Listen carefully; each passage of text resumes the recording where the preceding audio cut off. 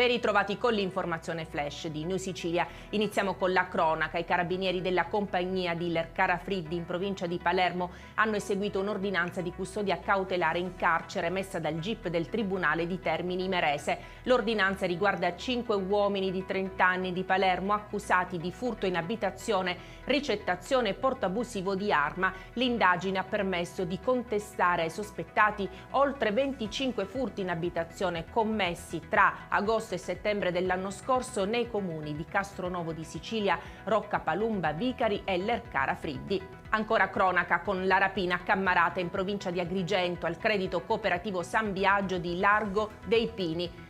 4 malviventi, 2 dei quali col volto travisato apparentemente non armati, hanno fatto irruzione all'interno dell'istituto di credito e hanno minacciato gli impiegati che si trovavano agli sportelli. Complessivamente sono stati rubati circa 35.000 euro. La banda è poi riuscita a scappare a bordo di un'autovettura. Giriamo pagina. L'Associazione dei Consumatori Federconsumatori Sicilia ha iniziato a monitorare i prezzi dei biglietti aerei per la prossima Pasqua. Si è notato che i voli da Palermo e Catania verso Roma costano da 100 a 150 euro per andata e ritorno, mentre quelli dalle altre città costano già il doppio. Questo fenomeno del caro voli preoccupa l'associazione, che ha effettuato delle simulazioni di acquisto per i biglietti proprio per le date dal 7 all'11 aprile.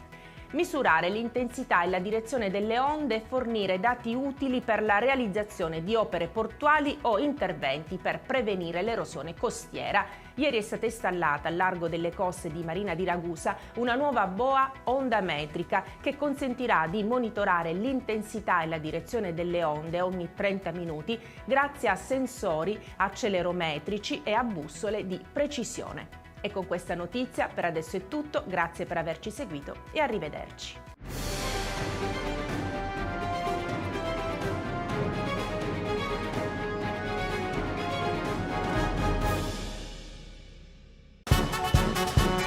Benvenuti al Carnevale di Acireale. Dal 4 al 21 febbraio, coriandoli, luci, colori e tanto divertimento. Carri allegorici, gruppi, costumi, eventi, maschere e mascheroni. Uno spettacolo unico per un'esperienza ricca di allegria e di belle emozioni. Carnevali di Acireale, la festa più bella di Sicilia.